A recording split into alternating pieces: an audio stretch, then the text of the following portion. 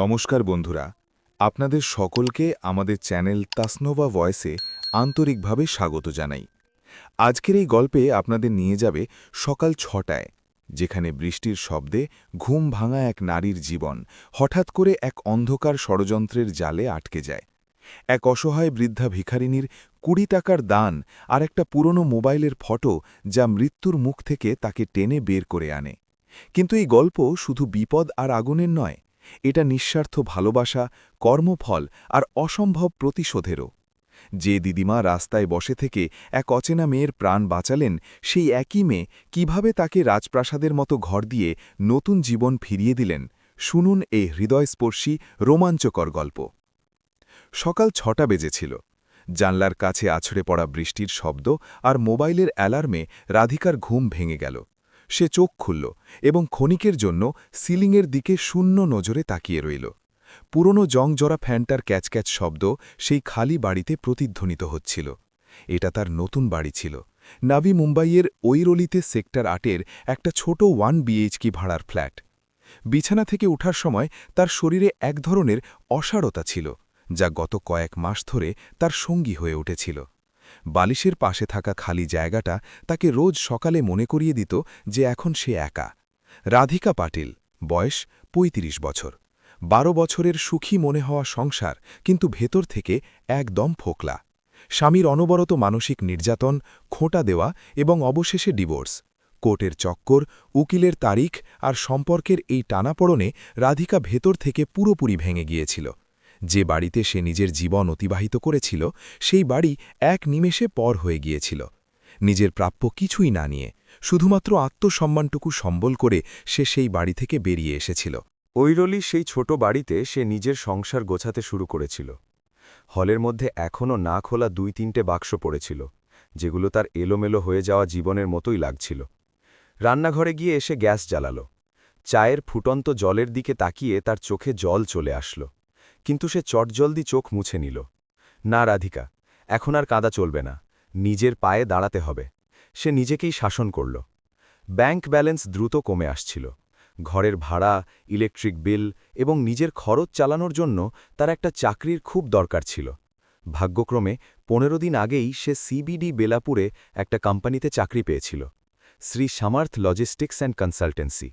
নাম লজিস্টিক্স হলেও একটা বড় কমার্শিয়াল কমপ্লেক্সের মধ্যে ২-৩টে কেবিন থাকা সেটা একটা ছোট কোম্পানি ছিল। সেখানে সে অ্যাকাউন্টেন্ট হিসেবে যোগ দিয়েছিল। মাইনে খুব বেশি ছিল না, কিন্তু এই দুর্দিনে সেটাই তার বেঁচে থাকার বড় অবলম্বন ছিল। বন্ধুরা, রাধিকার জীবনে এখন যে ভয়াবহ ঝড় আসতে চলেছে, সেটা শুনলে তোমাদেরও গায়ে কাঁটা দেবে।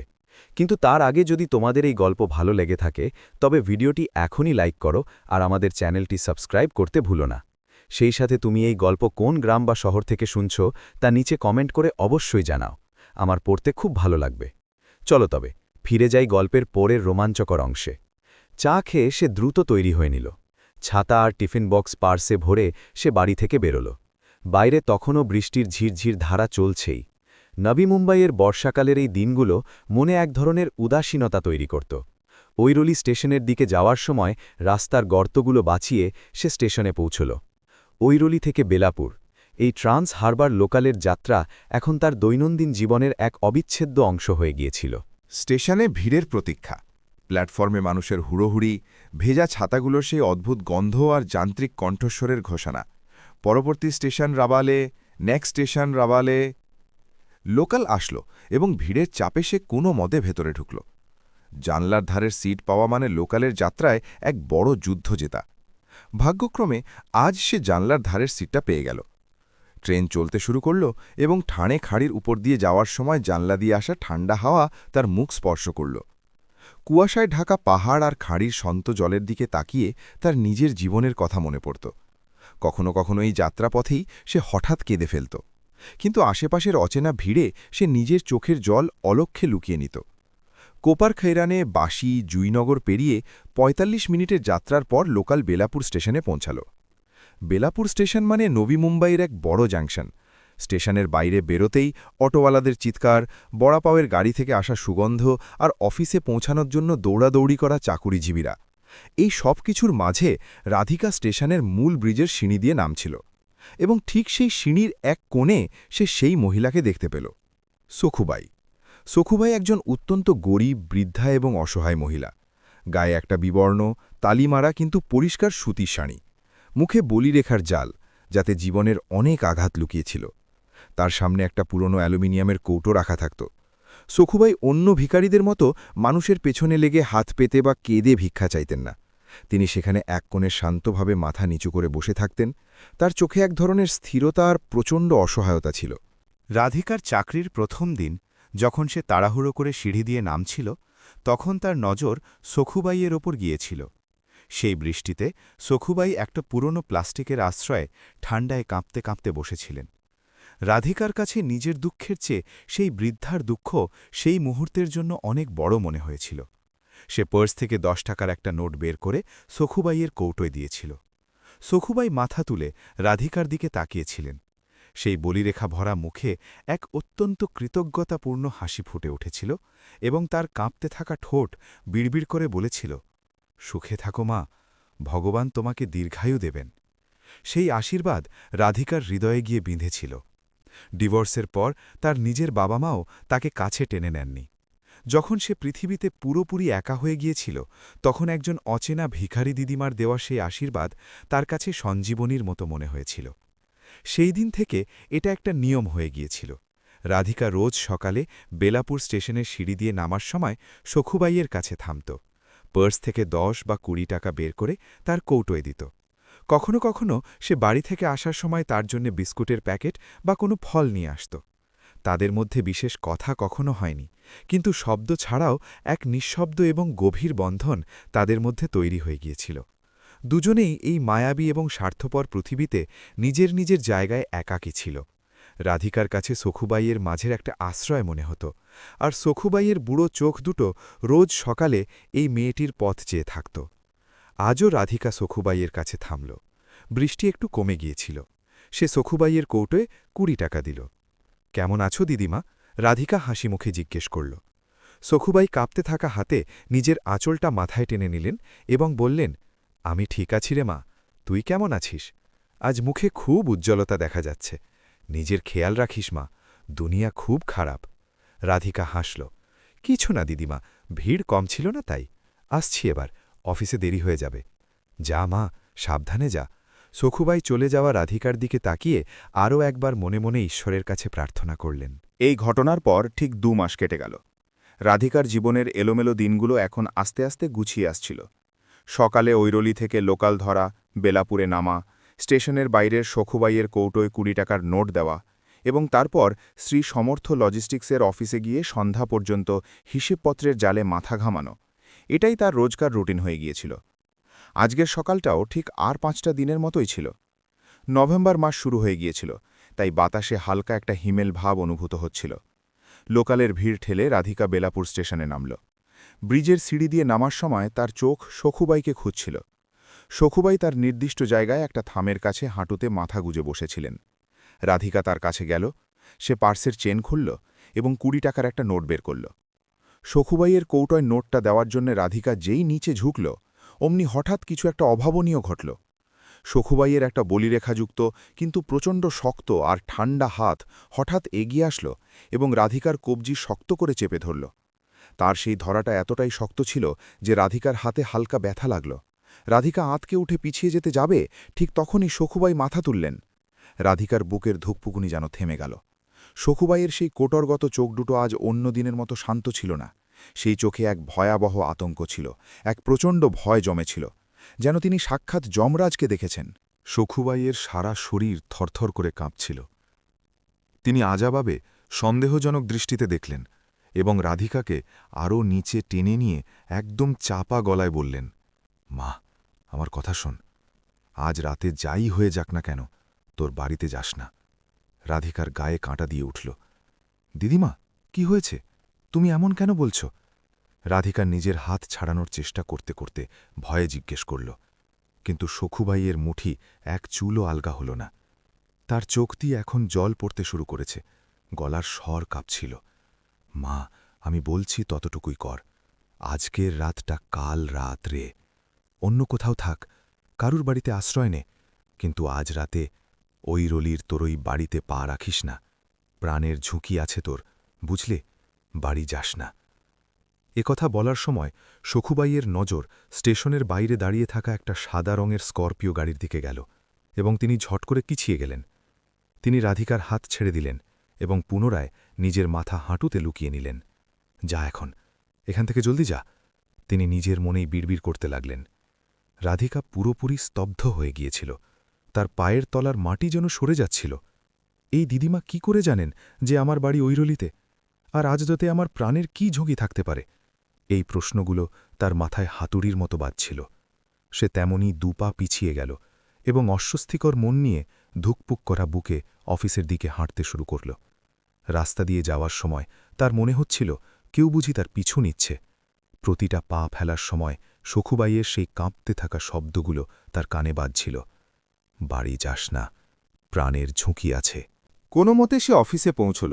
শ্রী সমর্থ লজিস্টিক্স অ্যান্ড কনসালটেন্সির সেই কাঁচের দরজা দিয়ে ভেতরে ঢোকার সময় আজ তার প্রথমবার এক ধরনের ভয় লাগল। সে নিজের সিটে গিয়ে বসল, কম্পিউটার চালু করল, কিন্তু কোনো কিছুতেই তার মন বসছিল না। একটু পরে অফিসের দরজা খুলল এবং তার বস অবিনাশ মাত্রে ভেতরে আসল। অবিনাশ মাত্রে দেখতে অত্যন্ত ফিটফাট, গায়ে সবসময় দামি ব্র্যান্ডের পোশাক, চোখে সোনার ফ্রেমের চশমা আর ঠোঁটে একটা কৃত্রিম ধূর্ত হাসি থাকা মানুষ।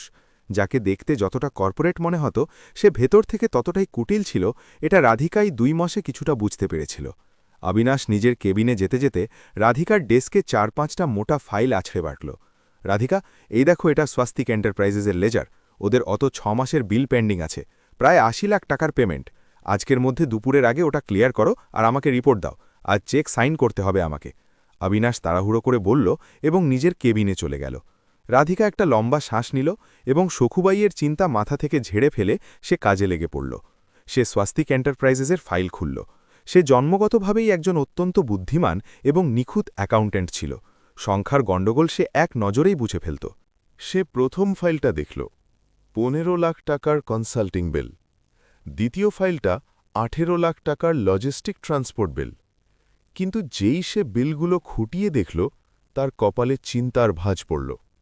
বিলের ওপর কোম্পানি স্ট্যাম্প ছিল, কিন্তু রিসিভড বাই আর অথরাইজড সিগনেচারিং জায়গায় কারোর সই ছিল না। একটা বিলেও ক্লায়েন্টের সই ছিল না। এমনকি সেই বিলগুলোর সাথে থাকা ট্রান্সপোর্ট ভাউচারে কোনো গাড়ির নম্বর বা মাল পৌঁছনোর প্রমাণ ছিল না। 80 লাখ টাকার লেনদেন, অথচ সামান্য একটা সই নেই। এটা পরিষ্কার কাগজের জালিয়াতি ছিল। রাধিকা তৎক্ষণাৎ বুঝতে পারল যে স্বস্তিক এন্টারপ্রাইজেস কোনো আসল কোম্পানি নয়, বরং এটা একটা বোগাস কোম্পানি এবং সবটাই কালো টাকা সাদা করার একটা কারসাজি। এটা তার চাকরির বিষয় ছিল। কাল যদি অডিট হয়, তবে সই না দেখে পেমেন্ট রিলিজ করার দায়ভার তার ওপরই আসবে। রাধিকা ফাইলটা তুলে নিল এবং সোজা অবিনাশ মাত্রের কেবিনে গেল। সে নক করে ভেতরে ঢুকল। অবিনাশ কারোর সাথে ফোনে অত্যন্ত চাপা গলায় কিন্তু রাগের সাথে কথা বলছিল। আরে সেই কাজটা আজকের মধ্যে হওয়া চাই, আমি বলছি না, কোনো প্রমাণ থাকা চলবে না। রাধিকাকে ভেতরে আসতে দেখে সে চট করে ফোন কেটে দিল। তার মুখে একটা অস্বস্তি ফুটে উঠল। কি হলো রাধিকা, পেমেন্ট রিলিজ করেছ? সে মুখে কৃত্রিম হাসি এনে জিজ্ঞেস করল। স্যার, এই ফাইলে একটা সমস্যা আছে। রাধিকা ফাইলটা টেবিলে রেখে বলল, এই স্বস্তিক এন্টারপ্রাইজেসের একটা বিলেও ক্লায়েন্টের সই নেই এবং সাথে মাল ডেলিভারির কোনো প্রমাণ নেই। এত বড় অঙ্কের পেমেন্ট আমি সই ছাড়া কীভাবে প্রসেস করি? কাল অডিটের সমস্যা হবে। রাধিকার এই কথা শুনে অবিনাশের মুখের রং উবে গেল। তার কপালে ঘামের ফোঁটা চিকচিক করতে লাগল। সে নিজেকে সামলে নিয়ে চেয়ার থেকে কিছুটা সামনে ঝুঁকে আসল। তার নজর এখন রাগান্বিত হয়ে উঠেছিল। আরে রাধিকা, তুমি নতুন আছো, কর্পোরেট জগতে এরকমই চলে। এই স্বস্তিক, ওরা আমার খুব পুরনো এবং বিশ্বস্ত ক্লায়েন্ট। তুমি বেশি মাথা ঘামিও না। আমি বলছি না প্রসেস করতে, তো করে ফেলো। ওর গলার স্বর এখন কিছুটা কঠোর হয়ে গিয়েছিল। কিন্তু স্যার, আমার অ্যাকাউন্টেন্ট আইডি থেকেই ট্রানজ্যাকশন হবে। কাল যদি কোনো তদন্ত হয়, তবে আমি কি উত্তর দেব? আমাকে অন্তত এই বিষয়ে আপনার অনুমোদনের লিখিত সই দিন। রাধিকা দৃঢ়ভাবে বলল। এটা শোনা মাত্রই অবিনাশ মাত্রে ঝট করে চেয়ার থেকে উঠে পড়ল। সে রাধিকার হাত থেকে ফাইলটা আক্ষণিক অর্থেই কেড়ে নিল। ওর চোখ লাল হয়ে গিয়েছিল। তোমাকে যতটা বলা হয়েছে ততটুকু কাজ তুমি করতে পারো না নাকি? তোমাকে কিসের মাইনে দিই আমি? বেশি চালাকি শেখাতে এসো না আমাকে। যাও, নিজের জায়গায় গিয়ে বসো, এটা আমিই দেখছি কি করতে হবে। সে আক্ষরিক অর্থেই ওর উপর চিৎকার করে উঠল। রাধিকা সেখান থেকে মুখ বুজে বেরিয়ে আসল। ওর হৃৎপিণ্ড বুক থেকে বেরিয়ে আসবে এমন গতিতে ধুকপুক করছিল। ওর এখন পাকাপাকি বিশ্বাস হয়ে গিয়েছিল যে এই কোম্পানিতে কোনো খুব ভয়ঙ্কর এবং বেআইনি কাজ চলছে, আর সে অজান্তেই একজন ভুল মানুষের ফাইলে নাক গলিয়ে ফেলেছে। সে নিজের জায়গায় এসে বসল আর জল খাওয়ার জন্য বোতল খুঁজতে লাগল। হঠাৎ ওর ডেস্কে একটা বড় ছায়া পড়ল। সে ওপরে তাকাল। সামনে অফিসের সিকিউরিটি গার্ড ভিকু দাঁড়িয়েছিল। ভিকু নামে সিকিউরিটি গার্ড হলেও সে দেখতে একদম গুন্ডাদের মতো ছিল। 6.5 ফুট উচ্চতা, পেটানো শরীর, মুখে সবসময় মাওয়া বা তামাক, আর চোখে এক বিচিত্র কামনাময় এবং নিষ্ঠুর ভাব। সে কোম্পানির গার্ডের চেয়ে অবিনাশ মাত্রের ব্যক্তিগত গুন্ডাই বেশি মনে হতো। কি ম্যাডাম, আজ খুব কাজ দেখা যাচ্ছে? ভিকু নিজের হলুদ দাঁত বের করে একটা বিচিত্র হাসি দিল। রাধিকা ওর দিকে না তাকিয়ে শুধু মাথা নাড়াল। ওর নজরে রাধিকার সব সময় ঘৃণা হতো। ভিকু 2 হাত ওর ডেস্কে ঠেকাল আর কিছুটা সামনে ঝুঁকে অত্যন্ত রহস্যময় স্বরে বলল, ম্যাডাম, আপনি ঐরলিতে থাকেন না? মানে রোজ ট্রান্স হারবারে আসা যাওয়া করেন? রাধিকা চমকে উঠল। হ্যাঁ, কেন, কি দরকার? সে গলায় কিছুটা কাঠিন্য আনার চেষ্টা করল। না, মানে কাল আমি আইরোলি গিয়েছিলাম সাহেবের একটা কাজের জন্য, সেক্টর 8-এ। আমার মনে হলো আমি আপনাকে দেখলাম ওদিকে। আপনার বিল্ডিং কোনটা ম্যাডাম, আর ঘর নম্বর? মানে কখনো কোনো সাহায্য লাগলে জানা থাকা ভালো, তাই জিজ্ঞেস করছি। ভিকুর গলার স্বরে এক অদ্ভুত ধরনের শীতলতা ছিল, যা সরাসরি রাধিকার হাড় পর্যন্ত পৌঁছচ্ছিল। রাধিকার পায়ের তলার মাটি আবারও কেঁপে উঠল। সকালে সাখুবাইয়ের দেওয়া সেই সতর্ক বাণী, আজ রাতে বাড়ি যাস না, তারপর অবিনাশের সেই সন্দেহজনক লেনদেন, আর এই ভিকু সরাসরি ওর ঠিকানা জিজ্ঞেস করছে, এই সবকিছু নিশ্চয়ই কোনো কাকতালীয় ব্যাপার ছিল না। আমার ঘর স্টেশনের কাছেই, আর আমার তোর কোনো সাহায্যর দরকার নেই, তুই তোর কাজ করো। রাধিকা ফাইলে মাথা গুজে উত্তর দিল। ভিকু কুটিলভাবে হাসল। আচ্ছা আচ্ছা ম্যাডাম, রাগ করছেন কেন? আমি তো নিজের কাজই করছি, সাহেবের বলে দেওয়া কাজ।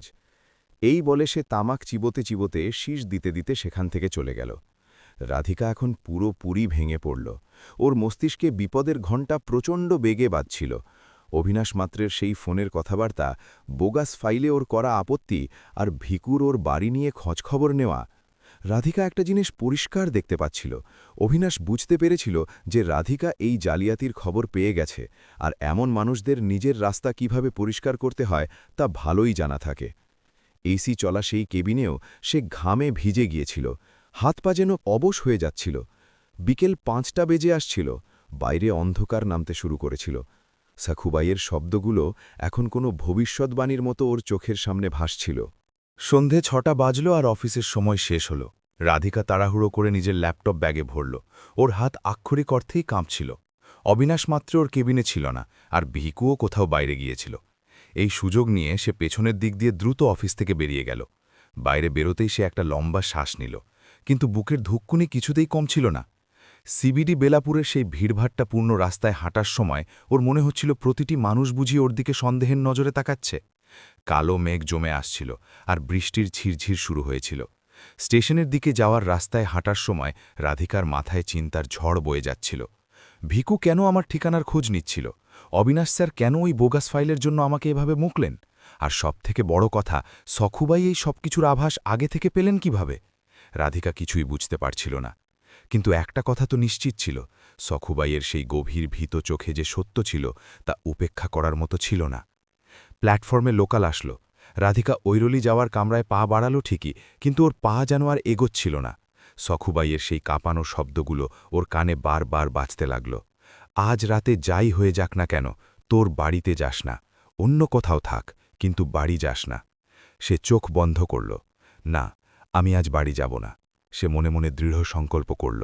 সে পার্স থেকে মোবাইল বের করল এবং ওর প্রাণের বন্ধু কেতকীকে ফোন করল। কেতকী ওর কলেজের সময়কার বন্ধু ছিল, আর সে ওয়াশিতে সেক্টর 17-এ থাকত। হ্যালো কেতকী, আমি কি আজ রাতে তোর কাছে থাকতে পারি? একটু কাজ ছিল আর একা লাগছিল। রাধিকা নিজের কাঁপতে থাকা স্বর লুকানোর আপ্রাণ চেষ্টা করে জিজ্ঞেস করল। আরে হ্যাঁ, আয় না, তাতে জিজ্ঞেস করার কি আছে? আমি বাড়িতেই আছি, তুই বাসিতে নাম আর সোজা বাড়িতে আয়। কেতকী ওর স্বভাবসিদ্ধ উৎসাহে উত্তর দিল। রাধিকা জুইনগর থেকে বাসি যাওয়ার লোকাল ধরে কেতকীর বাড়িতে পৌঁছল। দরজা খুলতেই কেতকী রাধিকার ফ্যাকাশে মুখ দেখে ভয় পেয়ে গেল। রাধা, কি হয়েছে তোর? এমন ভীত কেন লাগছে? আর এত ঘাম কেন এই ঠান্ডায়?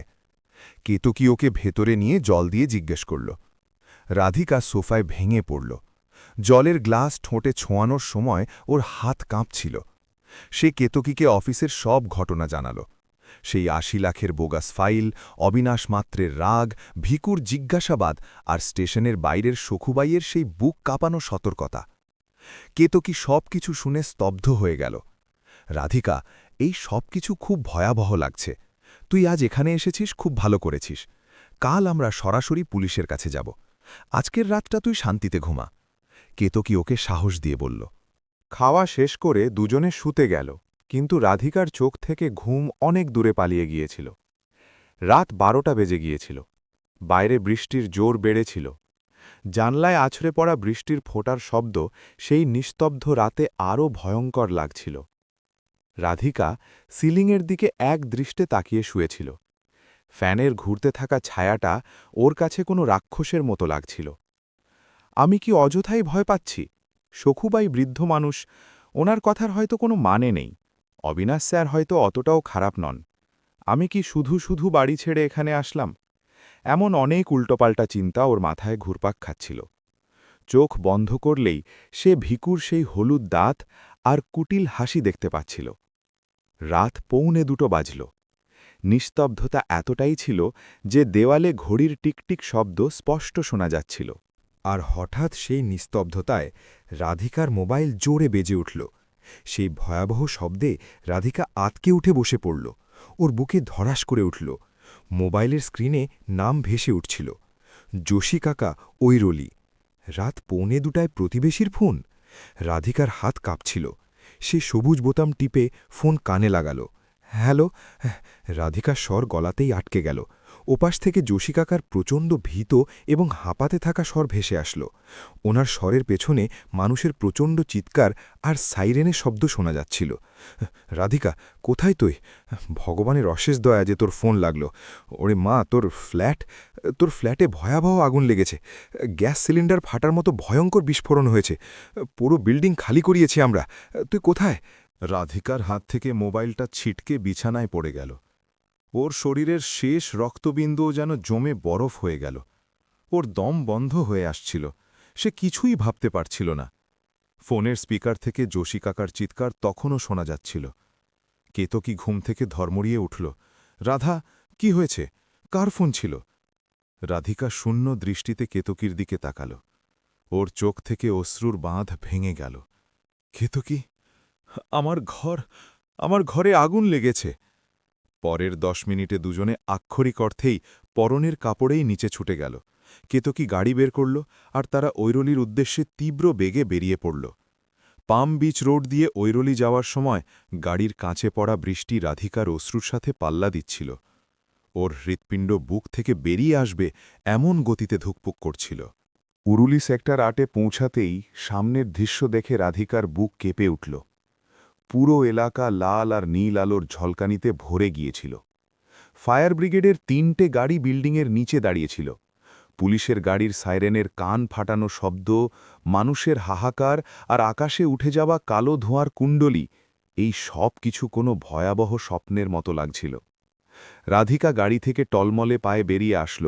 সামনের তার ৩তলা বাড়ি ধোঁয়ার কুণ্ডলিতে হারিয়ে গিয়েছিল এবং ৩তলায় ওর ফ্ল্যাটের জানলা দিয়ে আগুনের লেলিহান শিখা ভয়ঙ্কর বেগে বাইরে বেরোচ্ছিল। আগুনের সেই রুদ্র রূপ, জ্বলতে থাকা জিনিসের চটচট শব্দ আর বাতাসে ভেসে থাকা পোড়া রবার আর কাঠের গন্ধ রাধিকার নাকে আর মাথায় ঢুকছিল। ফায়ার ব্রিগেডের কর্মীরা জলের বড় পাইপ নিয়ে আগুন নেভানোর আপ্রাণ চেষ্টা করছিল, কিন্তু আগুন রাধিকার পুরো ফ্ল্যাট গ্রাস করে নিয়েছিল। ভিড় থেকে যোশী কাকা দৌড়ে আসলেন। তিনি রাধিকাকে দেখলেন আর হাউ হাউ করে কাঁদতে লাগলেন। রাধিকা মা, তুই বেঁচে আছিস, ভগবানের লাখ লাখ শুক্রিয়া। আমরা তো ভেবেছিলাম যে তুই। তিনি আর বলতে পারলেন না। রাধিকার নজর সেই আগুনের শিখা থেকে সরছিল না।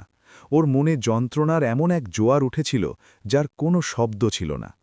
ওর বিছানা, ওর জামাকাপড়, ওর নথিপত্র, ওর নতুন করে শূন্য থেকে গড়ে তোলা ছোট পৃথিবী, সব কিছু সেই আগুনে ভস্মীভূত হয়ে যাচ্ছিল। ওর জীবনের তিল তিল করে জমানো পুঁজি ছাইয়ের রূপ নিয়ে বাতাসে উঠছিল। কিন্তু হঠাৎ সেই দুঃখ আর হাহাকারের মাঝে রাধিকার মাথায় একটা ভয়ঙ্কর চিন্তা বিদ্যুতের মতো খেলে গেল। সে নিজের ডান হাতের কবজির দিকে তাকাল, যেখানে সকালে সখুবাই শক্ত করে ধরেছিলেন। সে বুঝতে পেরেছিল যে এই আগুন কোনো দুর্ঘটনা ছিল না। রাতে হঠাৎ তারই ফ্ল্যাটে বিস্ফোরণ হওয়া আর পুরো ঘর পুড়ে ছাই হয়ে যাওয়া কোনো কাকতালীয় ব্যাপার কিভাবে হতে পারে।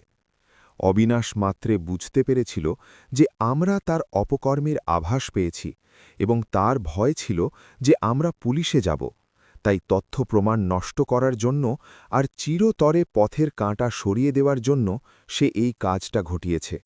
ভিকুর ঠিকানা জিজ্ঞেস করা এই জন্যই ছিল। যদি আজ সকালে সখুবাই ওর হাত ধরে ওই সতর্কতা না দিতেন, যদি সে আজ অভ্যাসবশত ওই ফ্ল্যাটে এসে ঘুমাত, তবে এখন এই মুহূর্তে সে ওই বিছানায় পুড়ে কয়লা হয়ে যেত।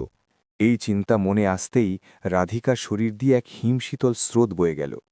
মৃত্যু ওর এত কাজ দিয়ে গেল যে ও সাক্ষাৎ মৃত্যুর সেই কালো চেহারা আগুনের শিখার মধ্যে দেখতে পাচ্ছিল।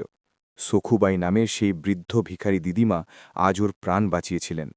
হাড় ভাঙা খাটুনি দিয়ে গড়ে তোলা সংসার আগেই ভেঙেছিল, আর এখন নিজের পায়ে দাঁড়ানোর জন্য যে ছোট বাসাটা বানিয়েছিল সেটাও এক নিষ্ঠুর মানুষ জ্বালিয়ে পুড়িয়ে খাক করে দিল। সব কিছু হারানোর যন্ত্রণা আর মৃত্যুর মুখ থেকে ফিরে আসার ধাক্কা, এই দুটোর ভার রাধিকা সহ্য করতে পারল না। ওর পা টলে গেল এবং সে সেখানেই ওই বৃষ্টির মধ্যে কাদার ওপর হাঁটু বেড়ে বসে পড়ল।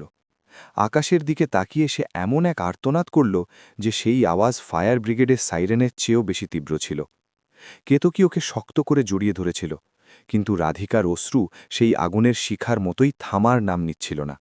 এখন ওর কাছে আর কিছুই অবশিষ্ট ছিল না, শুধু একটা জিনিসই বাকি ছিল, সখুবাইয়ের দেওয়া ওই বেঁচে থাকা প্রাণ আর অবিনাশ মাত্রের থেকে নেওয়া সেই প্রচণ্ড প্রতিশোধ। সেই ভয়ঙ্কর অন্ধকার রাত কেটে গেল আর নবী মুম্বাইয়ের আকাশে এক ফ্যাকাশে ধূসর সকাল হল। বৃষ্টির ঝিরঝির থামল, কিন্তু রাধিকার মনের ঝড় এখনও থামেনি। রাত অনেকক্ষণ পর্যন্ত ফায়ার ব্রিগেড আগুন নিয়ন্ত্রণে এনেছিল, কিন্তু ততক্ষণে ওর ফ্ল্যাটের সব কিছু পুড়ে ছাই হয়ে গিয়েছিল। ভোরে কেতকী রাধিকাকে জোর করে বাঁশিতে নিজের বাড়িতে নিয়ে আসল। রাধিকা কেতকীর বাড়ির আয়নায় নিজের দিকে তাকাল। চোখ কেঁদে কেঁদে ফুলে গিয়েছিল, মুখে কালি আর ক্লান্তি ছিল। কিন্তু কাল পর্যন্ত থাকা সেই ভীত রাধিকাকে আজ আর আয়নায় দেখা যাচ্ছিল না। সেখানে এখন এমন এক নারী দাঁড়িয়েছিল যার চোখে সব কিছু হারানোর শূন্যতা, আর ঠিক সেই সময় অন্যায়ের বিরুদ্ধে লড়াই করার এক প্রবল আগুন জ্বলছিল। কিন্তু কি রাধিকা একটা দীর্ঘশ্বাস নিয়ে বলল, আমাকে এখন এই মুহূর্তে বেলাপুর স্টেশনে যেতে হবে, গাড়ি বের করো। কিন্তু রাধা, এখন কোথায় যাবি তুই? সারা রাত ঘুমাসনি, কিছুই খাওনি। আগে পুলিশে যাই আমরা। কেতকী তাকে বোঝানোর চেষ্টা করছিল। না কেতকী, পুলিশে আমরা যাবই, কিন্তু তার আগে আমাকে এক ব্যক্তির সাথে দেখা করতে হবে। তিনি কাল আমাকে মৃত্যুর মুখ থেকে টেনে বের করেছেন। সখুবাই, আমাকে সখুবাইয়ের সাথে দেখা করতে হবে। রাধিকার কণ্ঠস্বর এতটাই দৃঢ় ছিল যে কেতকী আর কিছু বলতে পারল না। সে গাড়ি বের করল। ২০ মিনিটের মধ্যে তারা বেলাপুর স্টেশনে পৌঁছে গেল। সকালের ভিড় শুরু হয়ে গিয়েছিল। চাকুরিজীবীরা বরাবরের মতো তাড়াহুড়ো করে লোকাল ধরার জন্য ছুটছিল। রাধিকা গাড়ি থেকে নেমে স্টেশনের সিঁড়ির দিকে দৌড়ে গেল। ওর চোখ পাগলের মতো সখুবাইকে খুঁজছিল। সিঁড়ির এক কোণে চিরচেনা থামটিতে হেলান দিয়ে সখুবাই বসেছিলেন। ওনার মুখটা পুরোপুরি ফ্যাকাশে হয়ে গিয়েছিল, যেন উনিও সারা রাত ঘুমাননি। ওনার নজর স্টেশনের প্রবেশপথের দিকেই নিবদ্ধ ছিল। রাধিকাকে দৌড়ে আসতে দেখে সখুবাইয়ের নির্জীব চোখে হঠাৎ প্রাণ ফিরে আসল। উনি কাঁপতে থাকা পায়ে আর জীর্ণ শরীরে দেওয়ালের আশ্রয় নিয়ে কোনো মতে উঠে দাঁড়ালেন। সখুবাই দিদিমা। রাধিকা ওনার কাছে পৌঁছাল এবং সে ভিখারি দিদিমাকে শক্ত করে জড়িয়ে ধরল। রাধিকাকে জীবিত দেখে সখুবাই নিজের কান্নার আবেগ ধরে রাখতে পারলেন না। মায় গো আমার মেয়ে, তুই বেঁচে আছিস, ভগবানের লাখ লাখ শুক্রিয়া। সারা রাত আমার প্রাণ ফেটে যাচ্ছিল গো মেয়ে। আমার মনে হয়েছিল আমি তোকে হারিয়ে ফেলেছি। সখুবাই রাধিকার পিঠে নিজের কুচকানো হাত বুলিয়ে কাঁদছিলেন। রাধিকা ওনাকে সামলালো। দিদিমা, তুমি কাল আমাকে সতর্ক না করলে আজ তোমার এই মেয়ে বেঁচে থাকত না গো। কিন্তু তুমি এই সব কিছু জানলে কিভাবে? তোমার কিভাবে জানা ছিল যে আমার প্রাণের ওপর বিপদ আসবে? সখুবাই আশেপাশে তাকালেন। ভিড় যার যার নিজের খেয়ালে ছিল। উনি নিজের শাড়ির আঁচলের গিট খুললেন এবং সেখান থেকে একটা পুরনো স্ক্রিন ফেটে যাওয়া ভাঙাচোরা অ্যান্ড্রয়েড মোবাইল বের করলেন। উনি সেই মোবাইলটি রাধিকার হাতে দিলেন। মেয়ে, পরশু দুপুরের সময় আমি এখানেই বেঞ্চে বসেছিলাম। ওই তোর লম্বা চওড়া আর হলুদ দাঁতের ওয়াচম্যানটা কার সাথে যেন ফোনে কথা বলতে বলতে এখানে আসলো। আমি ওকে চিনি, ওকে অফিসে যেতে দেখি। ও ফোনে কথা বলছিল, সাহেব, আজ রাতেই কাজ খতম করে দেব। মেয়েটার ঠিকানা বের করেছি, আইরোলি সেক্টর ৮-এর বিল্ডিং। পেট্রোলের ক্যান নিয়ে যাচ্ছি আমি। এটা শুনলাম আর আমার পায়ের তলার মাটি সরে গেল। মেয়ে, আমি বুঝলাম তোর প্রাণের উপর কেউ তো উঠেছে, তাই সকালে আমি তোর হাত ধরে তোকে আটকেছিলাম। সখুবাই হাঁপাতে হাঁপাতে বলছিলেন। রাধিকা ওই ভাঙা মোবাইলটা হাতে শক্ত করে ধরল। ওর হাত কাঁপছিল। কিন্তু দিদিমা, এই ফটো। শোন মেয়ে, তুই তো চলে গেলি, কিন্তু আমার মন ছটপট করছিল। তুই সত্যি অন্য কোথাও গেলি নাকি বাড়ি গেলি এটা আমি কিভাবে জানব? তাই আমি ভিক্ষা করা ছেড়ে দিলাম আর রাতের লোকেল ধরে ঐরলি পৌঁছলাম। সেক্টর ৮-এ গিয়ে একটা গাছের পেছনে লুকিয়ে বসে থাকলাম। আমি জানতাম ওই শয়তানরা আসবে, আর মাঝরাতে ওই হলুদ দাঁতের গুন্ডাটা একজন সঙ্গীকে নিয়ে আসলো। তাদের হাতে পেট্রোলের বড় বড় ক্যান ছিল। মেয়ে, আমার বুক কেঁপে উঠল। আমি বুড়ি মানুষ, তাদের সামনে কী বা করব? কিন্তু আমার এই ফোনে ক্যামেরা আছে। আমি অন্ধকার থেকে গাছের আড়ালে লুকিয়ে তাদের আসা আর যাওয়ার সবকিছু এই ডাব্বায় মোবাইলে বন্দি করে রাখলাম। মেয়ে, এই নে দেখ, তুই নিজেই। সখুবাই কাঁপতে থাকা আঙুলে মোবাইলের গ্যালারি খুললেন। রাধিকার কেতকী স্ক্রিনের দিকে তাকালো এবং রাধিকার সারা শরীর দিয়ে কাঁটা দিয়ে উঠল। সেই আবছা কিন্তু স্পষ্ট দেখা যাওয়া ফটোতে অফিসের সিকিউরিটি গার্ড ভিকু আর অন্য একজন অপরিচিত গুন্ডাকে রাধিকার ইমারতে ঢুকতে দেখা যাচ্ছিল। তাদের হাতে নীল রঙের পেট্রোলের বড় বড় ক্যান ছিল। ফটোর নিচে রাতের 1:15 সময় আর তারিখ স্পষ্ট দেখা যাচ্ছিল। দ্বিতীয় ফটোতে তারা দুজনে ইমারত থেকে দ্রুত বেরিয়ে আসছিল এবং তাদের পেছনে ইমারতে আগুনের লেলিহান শিখা দেখা যাচ্ছিল। এটা শুধু প্রমাণ ছিল না, বরং সখুবাই নিজের জীবনের পরোয়া না করে এক অপরিচিত মেয়ের জন্য মৃত্যুর মুখে গিয়ে ছিনিয়ে আনা সাক্ষাৎ বিচার ছিল। রাধিকা সখুবাইয়ের পা জড়িয়ে ধরল। দিদিমা, তুমি আমার জন্য নিজের জীবন বিপন্ন করলে। ওরা তোমাকে দেখে ফেললে তো কি হতো? এই বুড়িকে মেরেই ফেলত। এমনিতেও এই পৃথিবীতে আমার পথ চেয়ে বসে থাকার মতো কেউ নেই রে মা। কিন্তু তুই রোজ না ভুলে এই ভিখারিনীর থালায় পয়সা দিতি না? ওই পয়সা নয়, ওটা তোর ভালোবাসা ছিল। ওই ভালোবাসার জন্য মৃত্যু আসলেও আমি মেনে নিতাম। এখন তুই সময় নষ্ট করিস না, এই ডাব্বাটা নে আর সোজা পুলিশের গাড়ির কাছে যা। ওই শয়তানটাকে ছাড়িস না। সখুবাই দৃঢ়ভাবে বললেন। রাধিকার মুখের কান্নামাখা ভাব এখন পুরোপুরি উধাও হয়ে গিয়েছিল। সেখানে এখন এক ক্রুদ্ধ বাঘিনীর চেহারা ছিল। সখুবাইয়ের ওই পুরনো মোবাইলটা হাতে শক্ত করে ধরে সে কেতকীর সাথে সোজা সিবিডি বেলাপুর পুলিশ স্টেশনের দিকে রওনা দিল। পুলিশ স্টেশনে সকালের ব্যস্ততা চলছিল। খটখট শব্দে বাজতে থাকা পুরনো টাইপরাইটার, চায়ের কড়া গন্ধ, এক কোণে বসে থাকা কিছু অপরাধী আর ফাইলের স্তূপে মুখ গুজে বসে থাকা পুলিশ কনস্টেবল। রাধিকা আর কেতুকি সরাসরি ডিউটি অফিসারের টেবিলের কাছে গেল এবং সিনিয়র ইন্সপেক্টরের সাথে দেখা করার দাবি জানাল। ঘটনার গুরুত্ব দেখে কনস্টেবল তাদের ইন্সপেক্টর সাওয়ন্তের কেবিনে পাঠিয়ে দিল। ইন্সপেক্টর সাওয়ন্ত নবী মুম্বাই পুলিশ বাহিনীতে উনার কড়া শৃঙ্খলা, তীক্ষ্ণ বুদ্ধিমত্তা আর অপরাধীদের ওপর আধিপত্যের জন্য বিখ্যাত ছিলেন। মেদহীন শরীর, পরিপাটি ইস্ত্রি করা উর্দি, মুখে দৃঢ় ভাব আর চোখে সামনের জনের মনের হদিস নেওয়া ভেদনকারী নজর। উনি ফাইল থেকে মুখ তুললেন এবং রাধিকার দিকে তাকালেন। বসুন। কি সমস্যা? ইন্সপেক্টর সাবান্তের স্বর শান্ত কিন্তু অত্যন্ত ধারালো ছিল। রাধিকা চেয়ারে বসে একটা দীর্ঘ শ্বাস নিল এবং পুরো ঘটনার পর্যায় আক্ষরিক অর্থেই উনার সামনে তুলে ধরল। সে নতুন কাজে যোগ দেওয়া শ্রী সামার্থ লজিস্টিক্স, অবিনাশ মাত্রে নামের ওর দুর্নীতিগ্রস্ত বস, স্বস্তিক এন্টারপ্রাইজেস নামের ভুয়া কোম্পানির ৮০ লাখ টাকার সই না থাকা বেল, ওর করা প্রতিবাদ, ভিকু নামের গার্ডের করা ওর ঠিকানার সন্দেহজনক জিজ্ঞাসাবাদ আর সবশেষে কাল রাতে ওর ঘরে ঘটা সেই ভয়াবহ আগুন। সাভান্ত এই সব কিছু অত্যন্ত শান্তভাবে মাঝে কথা না বলে শুনছিলেন। ওনার কপালে ভাঁজ পড়েছিল। মিস রাধিকা, আপনি যা বলছেন সেই অনুযায়ী এটা কেবল আগুনের দুর্ঘটনা নয়, বরং সরাসরি মানি লন্ডারিং এবং আপনাকে হত্যার চেষ্টা। কিন্তু এই সব কিছুর কি আপনার কাছে কোনো শক্ত প্রমাণ আছে? রাধিকা সখুবাইয়ের দেওয়া ওই পুরনো ফেটে যাওয়া মোবাইল ইন্সপেক্টর সাওয়ান্তের টেবিলে রাখল এবং স্ক্রিনে ওই রাতের ফটোগুলো উনাকে দেখাল। সাওয়ান্ত মোবাইলটা হাতে নিলেন। ওই ফটোতে পেট্রোলের ক্যান হাতে থাকা ভিকু আর আগুনের লেলিহান শিখা উনি জুম করে দেখলেন। ইন্সপেক্টর সাওয়ান্তের চোখে এক অন্য রকমের জেল্লা আসল। একজন অভিজ্ঞ পুলিশ অফিসারের যা প্রয়োজন ছিল সেই ক্লিয়ার এভিডেন্স উনার হাতে ছিল। গুড গড, সাওয়ান্ত বিড়বিড় করলেন। উনি সঙ্গে সঙ্গে বেল বাজিয়ে একজন কনস্টেবলকে ভেতরে ডাকলেন। কদম, ঐরলি সেক্টর ৮-এ কাল রাতে যে আগুনের ঘটনা ঘটেছে তার ফাইল এখনই আমার কাছে নিয়ে এসো এবং মিস রাধিকা পাতিলের বিস্তারিত জবানবন্দি রেকর্ড করো, এফআইআর নথিভুক্ত করো। আইপিসি ধারা ৩০৭ হত্যার চেষ্টা, ৪৩৬ বাড়িতে আগুন লাগানো এবং ষড়যন্ত্রের মামলা দায়ের করো। সাওয়ান্ত চেয়ার থেকে উঠলেন এবং রাধিকার দিকে অত্যন্ত গম্ভীর নজরে তাকিয়ে বললেন, মিস রাধিকা, আপনার ওই ভিখারি দিদিমা আর আপনার নসিব আজ আপনাকে বাঁচিয়েছে।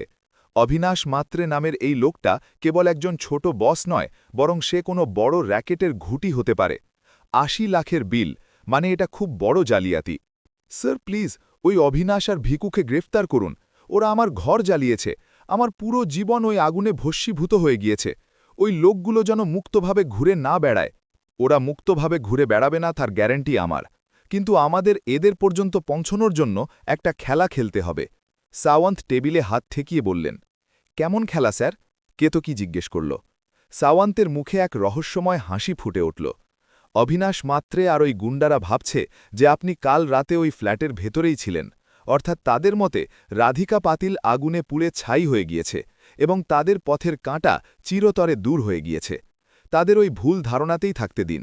আপনি পুলিশে এসেছেন আর আপনি বেঁচে আছেন, এই খবর যেন ভুল করেও তাদের কাছে না পৌঁছায়।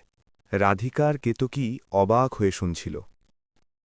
আজ থেকে আপনি সরকারিভাবে আমাদের জন্য নিখোঁজ। আপনি কোথাও বাইরে বেরোবেন না, অফিসে যাবেন না, আর কাউকে ফোন করবেন না। আমরা অবিনাশকে এমন অপ্রস্তুত রাখব যে সে নিজেই নিজের পায়ে কুড়ুল মারবে, আর এই সুযোগ নিয়ে আমি তার অফিসে রেড মারব। সাওয়ান্ত উনার মাস্টার প্ল্যান শোনালেন। রাধিকা মাথা নেড়ে সম্মতি জানাল। এখন পুলিশের দাবা খেলায় অবিনাশ মাত্রে আর ওই গুন্ডাদের কিস্তিমাত করার সময় এসেছিল। সখুবাইয়ের ওই পুরনো মোবাইল অবিনাশের বিনাশের স্ফুলিঙ্গ জ্বালিয়ে দিয়েছিল এবং ইন্সপেক্টর সাওয়ান্তের নেতৃত্বে সেই স্ফুলিঙ্গ দাবানল হওয়ার সময় ঘনিয়ে এসেছিল। বাসিতে কেতকীর বাড়িতে আজ চরম নিস্তব্ধতা ছিল। জানলার পর্দাগুলো পুরোপুরি টেনে দেওয়া হয়েছিল। ইন্সপেক্টর সাওয়ান্তের নির্দেশানুসারে রাধিকা জগতের কাছে নিখোঁজ, অথবা তাদের ভাষায় বলতে গেলে মৃত ছিল। ওর ফ্ল্যাটে লাগা আগুনের খবর স্থানীয় সংবাদপত্রে এসেছিল, যাতে এক মহিলার অগ্নিদগ্ধ হয়ে মৃত্যুর সম্ভাবনার উল্লেখ ছিল। এই খবরটাই অবিনাশ মাত্রেকে অসতর্ক রাখার জন্য সাওয়ান্ত ইচ্ছেকৃতভাবে ছড়িয়ে দিয়েছিলেন। রাধিকা সোফায় বসে শ্বাস রোধ করে চিন্তা করছিল। হঠাৎ ওর মাথায় একটা বুদ্ধি খেলে গেল। কেতকী, আমার ল্যাপটপ! কি হয়েছে? ল্যাপটপ তো কাল অফিস থেকে আসার সময় তোর ব্যাগেই এনেছিলি না? হ্যাঁ, আর আমার সৌভাগ্য যে ওটা আমার সাথেই আছে। অফিসের সব ডেটা, আমার পুরনো ইমেইলস ওর মধ্যে আছে। অবিনাশ মাত্রে আমাকে মারার ষড়যন্ত্র করলেও আমি তার কালো কারবার এভাবে ধামাচাপা দিতে দেব না। রাধিকা চটপট ল্যাপটপ ব্যাগ থেকে বের করল। সে ল্যাপটপ চালু করল। ওর হাত দ্রুত কিবোর্ডে চলতে লাগল। গত 2 মাসে পাঠানো ওর ইমেইলস, ড্রাফটস আর কিছু ডাউনলোড করা ফাইল সে খুঁটিয়ে পরীক্ষা করতে লাগল। অবিনাশ অত্যন্ত ধূর্ত ছিল। সে প্রধান সার্ভার থেকে অনেক ট্রানজ্যাকশন ডিলিট করে দিয়েছিল, কিন্তু রাধিকা একজন দক্ষ অ্যাকাউন্টেন্ট ছিল। ডেটা কোত্থেকে কিভাবে উদ্ধার করতে হয় তা ওর ভালোই জানা ছিল। সে ট্র্যাশ ফোল্ডার আর কিছু হিডেন ফাইল খুঁজতে শুরু করল। প্রায় 2 ঘন্টার অক্লান্ত খোঁজের পর ওর চোখে এক জেল্লা আসল। পেয়ে গেছি, কেতকী, এদিকে দেখ। রাধিকা কেতকীকে কাছে ডাকল। স্ক্রিনে প্রজেক্ট স্বস্তিক কনফিডেন্সিয়াল নামের একটি অ্যাক্সেস ফাইল খোলা ছিল। তাতে কেবল ৮০ লাখ নয়, বরং প্রায় ২০ কোটি টাকার লেনদেনের রেকর্ড ছিল। স্বস্তিক এন্টারপ্রাইজেস নামের এই কোম্পানির কোনো অস্তিত্বই ছিল না। কিছু ডামি ডিরেক্টরের নাম, জাল প্যান নম্বর আর ভুয়া জিএসটি বিল ব্যবহার করে এই কালো টাকা মরিশাস এবং দুবানিয়ের কিছু অফশোর অ্যাকাউন্টে ট্রান্সফার করা হচ্ছিল। ওই ফাইলে হাওয়ালা অপারেটরদের ফোন নম্বর আর অবিনাশের সই করা স্ক্যান কপিগুলো ছিল। এটা এক বিশাল আন্তর্জাতিক মানি লন্ডারিং জালিয়াতি ছিল। রাধিকা একটুও সময় নষ্ট না করে ওই পুরো ডেটা, ভুয়া রসিদগুলোর স্ক্রিনশট আর ওই অ্যাক্সেস ফাইলটি জিপ করল এবং ইন্সপেক্টর সাবন্তের অফিসিয়াল ইমেল আইডিতে পাঠিয়ে দিল। সাথে সে মেসেজ লিখল, স্যার, এটা হলো অবিনাশ মাত্রের মৃত্যু পরোয়ানা, এখন ওকে পালানোর আর জায়গা দেবেন না। অন্যদিকে বেলাপুর পুলিশ স্টেশনে ইন্সপেক্টর সাবন্তের ল্যাপটপে পিং শব্দ হল। উনি ইমেলটা খুললেন। ডেটা দেখা মাত্রই ওনার মুখে এক অত্যন্ত ক্রূর এবং বিজয়ী হাসি ফুটে উঠল। উনি ফাইলটা জোরে বন্ধ করলেন এবং নিজের কোমরে থাকা সার্ভিস রিভলভারটি পরীক্ষা করে খাপে পুড়লেন। কদম, আমাদের স্ট্রাইক টিম রেডি করো, দুটো জিপ বের করো, শিকার জালে আটকে গেছে, আজ শ্রী সামর্থ লজিস্টিক্সের হাওয়া বের করার সময় এসেছে। সাবন্তের আওয়াজ পুরো পুলিশ স্টেশনে প্রতিধ্বনিত হল। 5 মিনিটের মধ্যে দুটো পুলিশ জিপ সাইরেন না বাজিয়ে বেলাপুর সেক্টর 11-এর দিকে তীব্র বেগে বেরিয়ে পড়ল। এদিকে সিবিডি বেলাপুরের শ্রী সামর্থ লজিস্টিক্সে একদম নিস্তব্ধতা ছিল। অবিনাশ মাত্রে নিজের রিভলভিং চেয়ারে আয়েশ করে বসেছিল। ওর হাতে কফির মগ ছিল এবং মুখে এক কুটিল বিজয়ী হাসি ছিল। সে সকালেই কাগজে অয়রলির আগুনের খবর পড়েছিল। রাধিকা পাটিল নামের অধ্যায় চিরতরে শেষ, এই ভ্রমে সে ছিল। বাইরের ডেস্কে সিকিউরিটি গার্ড ভিকু মুখে মওয়া নিয়ে নিশ্চিন্তে মোবাইলে গান শুনছিল। তারা ভাবছিল যে এখন তাদের কেউ আটকাতে পারবে না। কিন্তু হঠাৎ ধড়াম করে অফিসের কাঁচের প্রধান দরজা যেন কোনো ঝড়ে আছড়ে পড়ার মতো প্রচণ্ড শব্দে খুলে গেল। পুলিশ, কেউ নিজের জায়গা থেকে নড়বেন না, হাত ওপরে তুলুন। ইন্সপেক্টর সাবন্তের তীক্ষ্ণ আওয়াজ অফিসের দেওয়ালে কাঁপন ধরিয়ে দিল। ওনার পেছনে 5-6 জন দীর্ঘদেহী সশস্ত্র পুলিশ অফিসে ঢুকে পড়ল।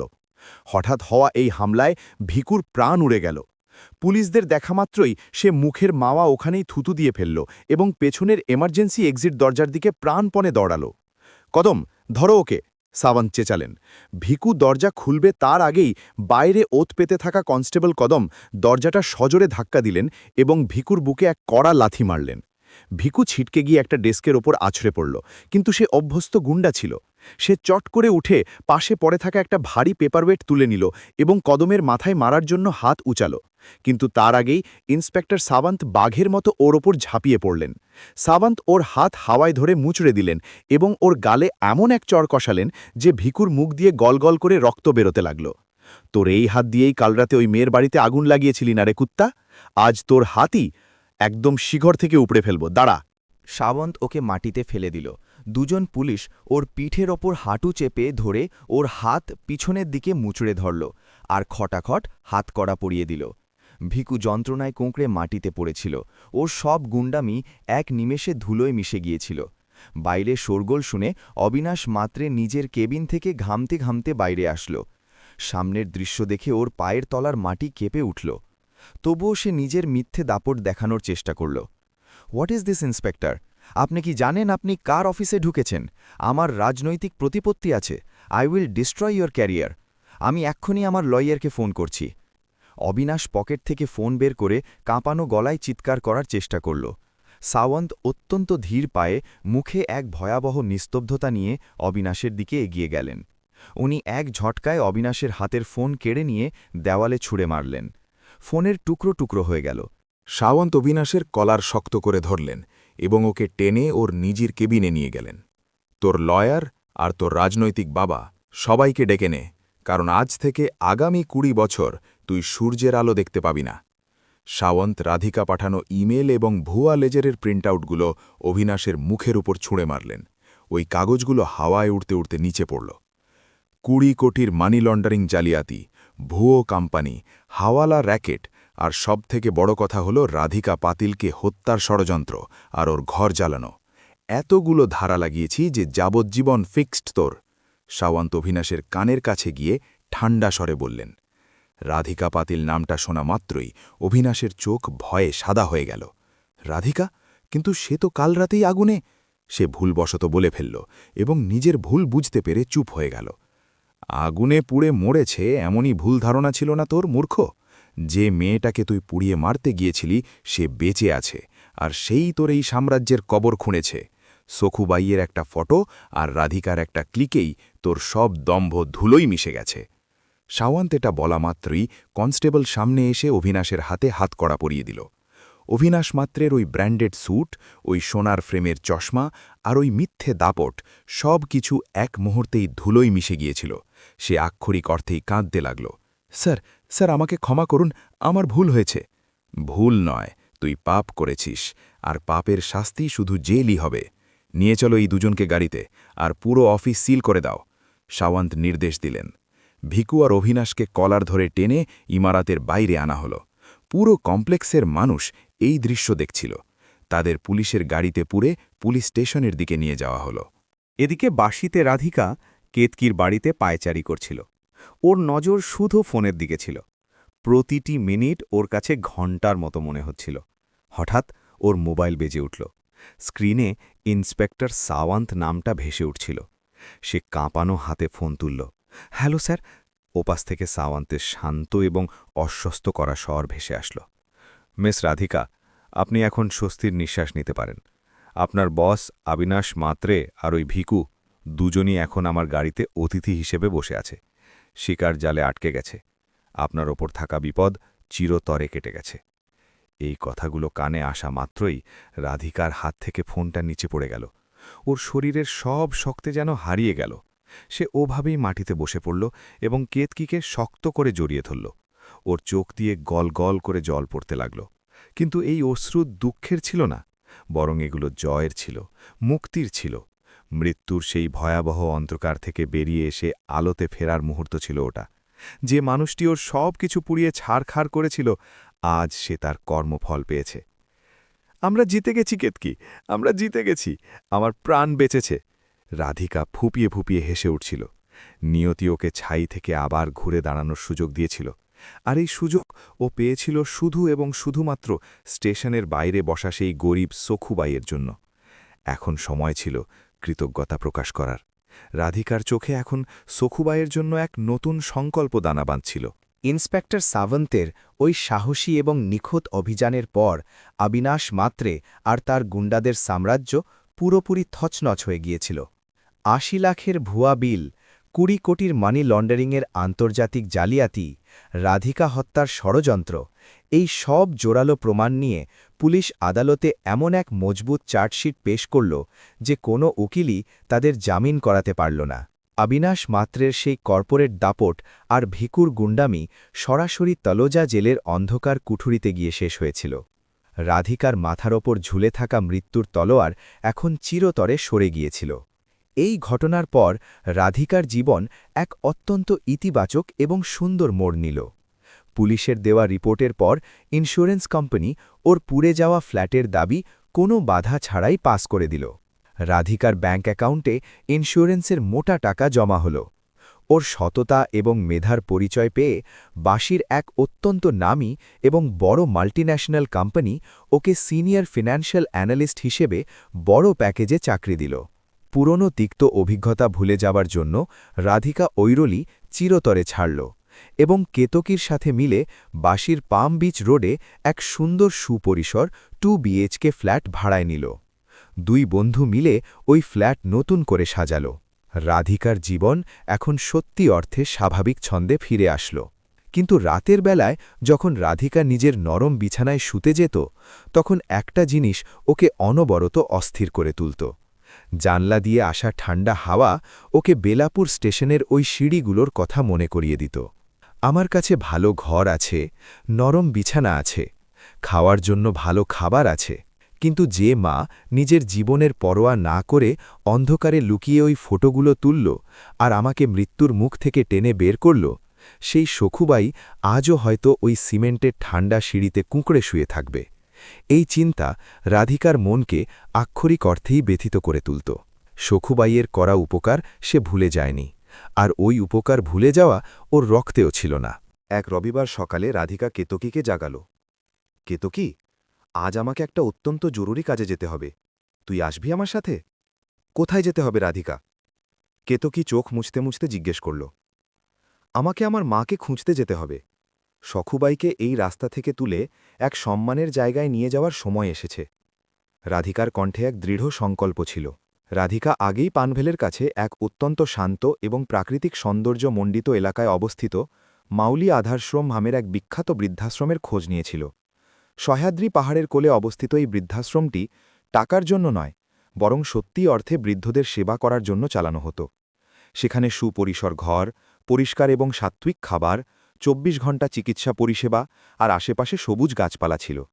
সে সেখানে গিয়ে ট্রাস্টিদের সাথে দেখা করল এবং সখুবাইয়ের জন্য একটা হাওয়া বাতাসপূর্ণ বড় জানলাওয়ালা ঘরের ব্যবস্থা করল। সে নিজের মাইনে থেকে সখুবাইয়ের থাকা, খাওয়া এবং ওষুধের ১ বছরের খরচ আগাম জমা করে দিল। সেখান থেকে সে সরাসরি পানভেলের বাজারে গেল।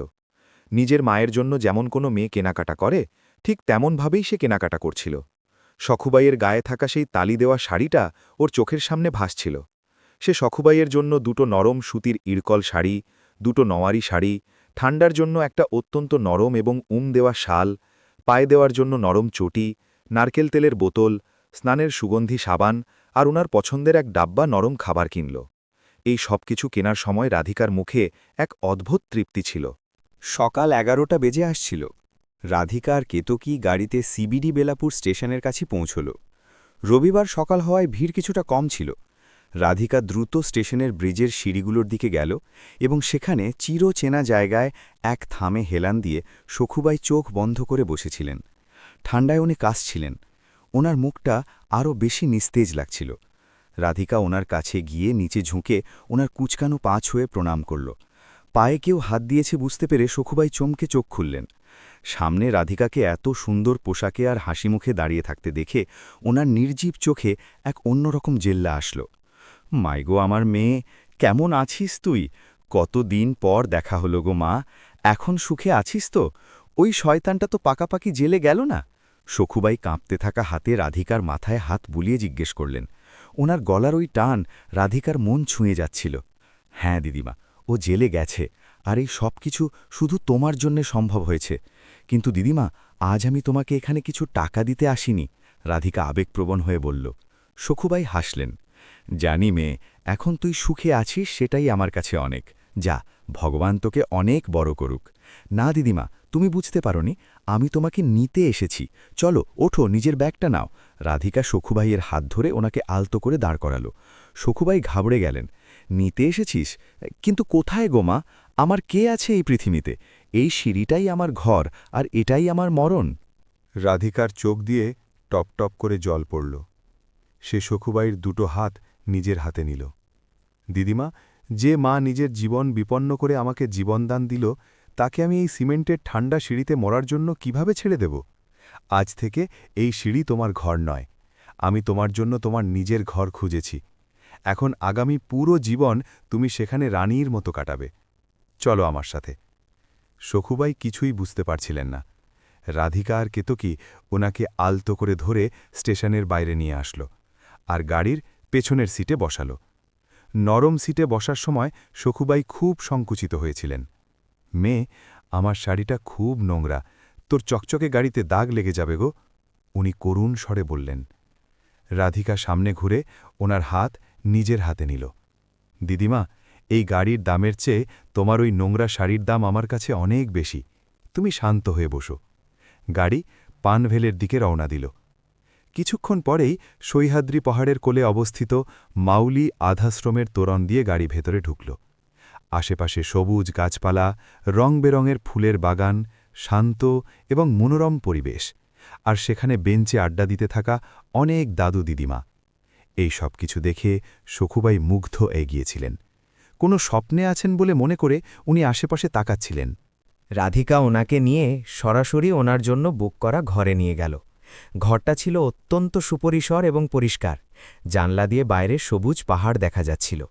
ঘরে একটা ভালো লোহার খাট, তার ওপর নরম বিছানা, পরিষ্কার সাদা চাদর, গায়ে দেওয়ার জন্য একটা নরম কাঁথা আর পাশে একটা ছোট্ট আলমারি।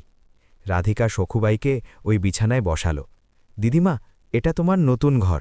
আজ থেকে তুমি এখানেই থাকবে। তুমি সময়মতো খাবার, চা, জল খাবার পাবে। এখানকার ডাক্তাররা রোজ চেক করবেন। এখান থেকে আর কাউকে হাত পাতার দরকার নেই তোমার। সখুবাই ওই নরম বিছানায় নিজের কুচকানো হাত বোলালেন। উনি জীবনে কখনো এত নরম বিছানা দেখেননি। ওনার ঠোঁট কাঁপতে লাগল, ওনার চোখের বাঁধ হঠাৎ ভেঙে গেল, আর উনি হাউ হাউ করে কাঁদতে লাগলেন। মেয়ে, সখুবাই কাঁদতে কাঁদতে রাধিকাকে জড়িয়ে ধরলেন। মেয়ে, আমার নিজের গর্ভজাত সন্তান, আমার নিজের মেয়ে আমাকে এই বৃদ্ধ বয়সে রাস্তায় ভিক্ষা করতে ছেড়ে দিয়েছিল। রক্তের সম্পর্ক থাকা সত্ত্বেও সে আমাকে চিনল না। আর তুই ভিন ঘরের মেয়ে, তুই আমার জন্য সাক্ষাৎ দেবদূত হয়ে আসলি। আমার মতো এক ভিকেরিনীকে তুই এত সুখ দিলি, আমি কিভাবে শোধ করব গো মা? ওনার ফুপিয়ে কান্না থামছিল না। রাধিকা ওনাকে শক্ত করে জড়িয়ে ধরল। ওরও চোখ ভিজে আসল। দিদিমা, তুমি আমায় জন্ম না দিলেও তুমি আমায় মৃত্যুর দুয়ার থেকে ফিরিয়ে এনে নতুন করে জীবন দান দিয়েছ। মায়ের ঋণ মেয়ে কি কখনো শোধ করতে পারে? আজ থেকে তুমি অনাথ নও, আর আমিও একা নই। তুমি আমার মা, আর আমি তোমার মেয়ে। রাধিকা সাথে আনা ব্যাগ থেকে সেই নতুন সুতির শাড়ি আর দেওয়া শাল বের করল। দিদিমা, দেখো আমি তোমার জন্য কি এনেছি। এখন এই ছেঁড়া শাড়িটা ফেলে দাও। চলো, আমি তোমাকে নিজের হাতেই নতুন শাড়ি পরিয়ে দিই। রাধিকা একটা ছোট মেয়ের মতো সখুবাইকে ওই নতুন শাড়ি পরিয়ে দিল। ওনার গায়ে ওই নরম শাল জড়িয়ে দিল। তেল দিয়ে ওনার সাদা চুল আঁচড়ে দিল, আর কপালে একটা বড় সিঁদুর পরিয়ে দিল। আয়নায় নিজেকে দেখে সখুবাইয়ের মুখে এমন এক অবর্ণনীয় এবং পবিত্র হাসি ফুটে উঠল, যা দেখে সেখানে দাঁড়িয়ে থাকা কেতকী এবং আশ্রমের অন্য সেবিকাদের চোখের কোণও ভিজে গেল। কিছুক্ষণ পর আশ্রমে খাওয়ার সময় হল। রাধিকা নিজের হাতে সখুবাইকে গরম গরম ভাত আর সবজি খাইয়ে দিল। খাওয়ার সময় সখুবাইয়ের হাত রাধিকার পিঠের ওপর বুলিয়ে দিচ্ছিল, আর ওনার চোখ অনবরত ওকে আশীর্বাদ করছিল। সন্ধে হয়ে আসছিল। রাধিকাকে এখন বাসিতে ফিরতে হবে। সে সখুবাইয়ের কাছে গেল। দিদিমা, আমি আসছি, কিন্তু চিন্তা করো না, আমি প্রতি রবিবার তোমাকে দেখতে আসব। সময়মতো ওষুধ খেও আর খাওয়া দাওয়া করো। সখুবাই রাধিকার কপালে চুমু খেলেন। যা মা, সুখে থাক। আজ এই বুড়ির আত্মা তৃপ্ত হল রে। এখন কাল যদি মরণও আসে, তবুও আমার দুঃখ নেই। এমন কথা বলতে নেই দিদিমা, আমাদের অনেক বাঁচতে হবে। এই বলে রাধিকা আশ্রম থেকে বের হয়ে আসল। ফেরার পথে গাড়িতে নিস্তব্ধতা ছিল, কিন্তু রাধিকার মনে আজ এক অন্যরকম তৃপ্তি ছিল। গত কয়েক মাস সে যে নরকবাস সহ্য করেছে, তার সব তিক্ততা আজ সখুবাইয়ের ওই একটা হাসিতে ধুয়ে গিয়েছিল।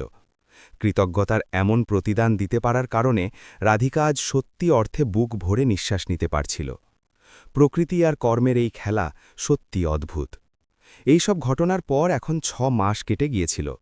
বর্ষার জায়গা এখন মনোরম শীত দখল করে নিয়েছিল। রাধিকার জীবনে এখন এক সুন্দর স্থিতিশীলতা এসেছিল।